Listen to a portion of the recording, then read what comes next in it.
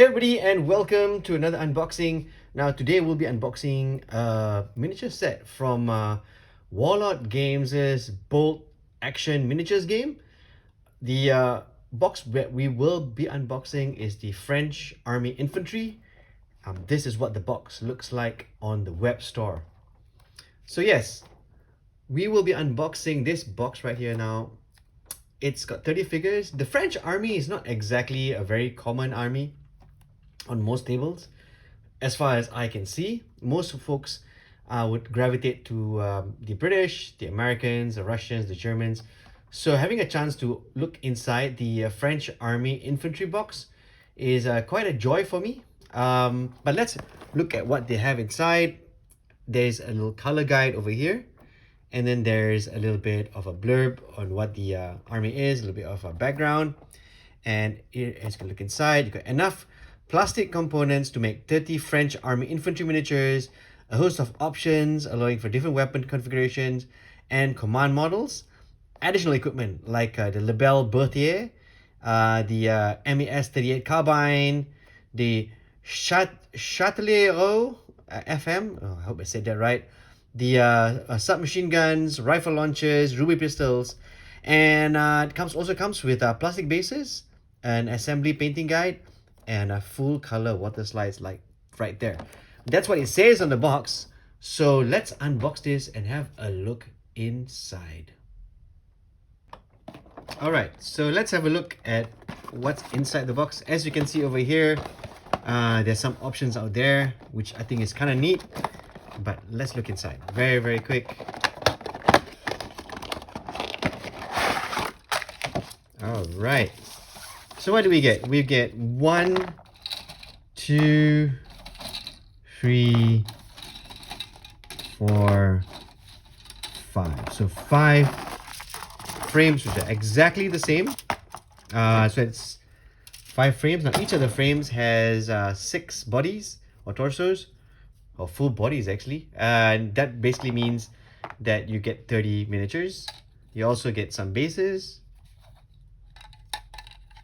30 bases for 30 miniatures, but you also get this. This is quite crucial when you're building this force right here. Why? Because as you can see, all of the parts have numbers, and corresponding to the numbers are the description of each of the pieces. Just in case you're wondering what they are, you don't have to double guess or triple check what they are. It's a very handy bit of print which the newbies would need, and I think the guys who have been playing for quite a while would totally appreciate.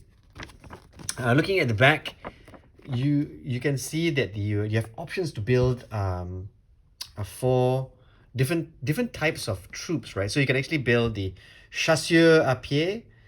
You can build the Algerian, Moroccan, or Tunisian tirailleurs, which are the colonial troops, right? So the Chichia cap will be there as well, and then you got fortress troops as well. Now the thing with the fortress troops, there are insignias which are on the Adrian helmets, which are basically what these are, Adrian helmets, right? The Maginot Line fortress troops had different insignias on the helmets, which I thought which is different from the normal French infantry. And then you got officer hats and stuff like that, and of course the decals, which we'll look at in a while. And you can see where do you put the decals, right there. It's tricky because let's have a look at the decals very quick. Now decals are really quite small, and you're wanting to put these onto the figures. I would recommend a really good set of tweezers. I use the Army Painter tweezers to do this, and so far most of the Warlord Games' decals don't tear.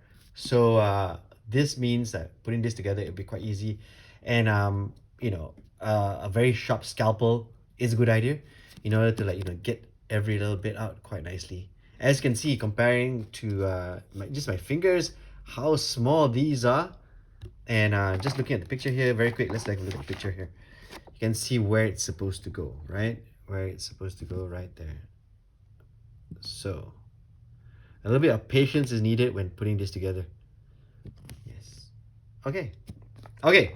So let's very quickly look at the frame. First off, the torsos. Most of the torsos are advancing, which is interesting. Yeah, it's got this nice action bit, fitting Warlord Games' design philosophy of, those Commando comics, and having everything action packed and very expressive. So the poses are the same, for all 6 frames, which basically means you get like 5 of these, stuff like that. And then you got weapons. Some of the weapons have 2 hands on them, which is good, because previously when they were releasing the initial plastics, it was difficult because the right arm with the weapon was separate from the left arm, and you had spent forever trying to put them together. You also have free open fists to put items on, and then you have the heavy weapons and stuff like that. The backpacks also, let me see if I can zoom in, have some variety on them, but because of how everything's in a multiple of 5, so you probably have like 5 of each. If you mix them around proper, you should get them quite good. Now let's look at the this is the Adrian helmet. There's a bit in the front there to customize if you choose to customize. But before that, let's have a look at the heads, the helmets itself. Looking at them offhand, they're pretty standard infantry Adrian helmets. I suppose you probably decal the front, so you didn't exactly sculpt the different insignias on the front, because if you're playing the game and you want to build a Maginot Line or fortress troops, the insignias on the front of the Adrian helmet is different. It's very, very different. And then you got the chasseur à pied headdresses, which there are 5 of them, so you can actually get 25 if you choose to put them together as they are actually in elite light infantry. So they're also called the foot hunters. So if you want to build a force that's just these, you probably can build about probably put together like 25, because of the number of heads that are available to you. Same goes for the colonial troops. Yeah, you can probably build about 25 of these, right? Which is well, I suppose you could use some of the heads that you could like break them down and have a mixture of heads as well. But yeah, see, even the let me see, maybe these ones, there's a, can't really, yeah, there's a slight design there. So yeah, so be careful when you're putting together the heads, the helmets, because the different Adrian helmets for different kinds of troops. And then you got your officer here, so you basically can get about like 5 NCOs in your force. And of course you got like all these loose bits, which you can actually either put on the miniature, or as like scatter terrain or objective markers or whatever it is. So yeah, that is what the frame looks like. Let's again look back at what we get from the box. Frame, oh, by the way, thanks Roxana.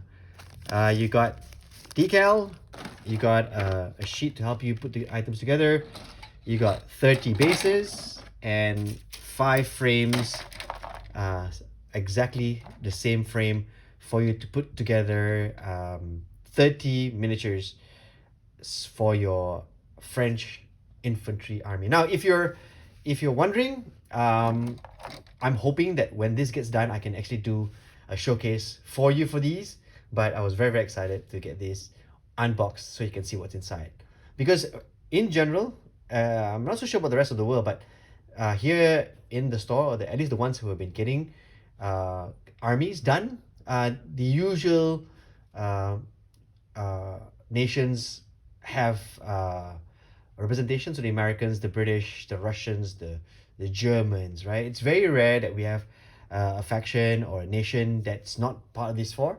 So when the opportunity to look inside this French box came along, I was very, very excited because it's very, very nice to look at a totally different bolt action army. I mean, you can also build, I think you can also build, the Finnish army. There was I think a friend of mine, I think JVC Paints did a Belgian army, which the link for that to that video is over there. I don't know whether I can do a link right there, but it'll be in the description. So it's nice to have a variety. It shows the maturity of a game, and you can have a variety of miniatures.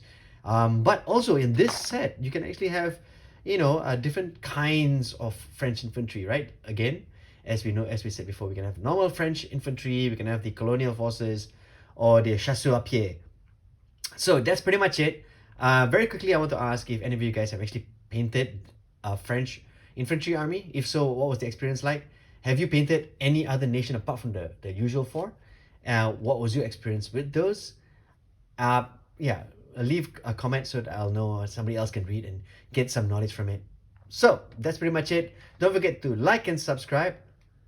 And as always, don't forget to enjoy painting those figures.